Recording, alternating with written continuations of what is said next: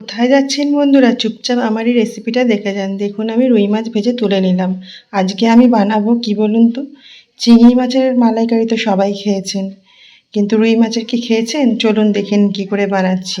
দুধ আমি গরম করে নিলাম, গুঁড়ো দুধ আর প্যাকেটের দুধ।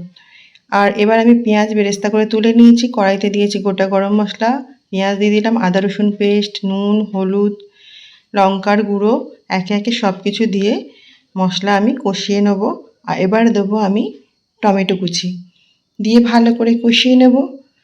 দেখুন কষানো হয়ে যাচ্ছে।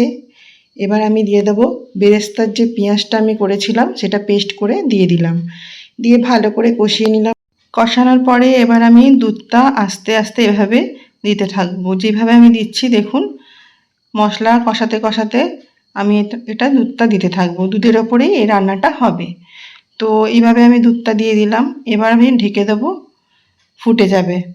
তো দেখুন হয়ে গেল। এবার আমি মাছগুলো একে একে সব ছেড়ে দেবো, দিয়ে ফুটিয়ে নেব। আর সব শেষে দিয়ে দেবো গরম মশলা। তো আমার রেসিপি রেডি হয়ে যাবে। গরম ভাতের সাথে খেতে কিন্তু সেই স্বাদ।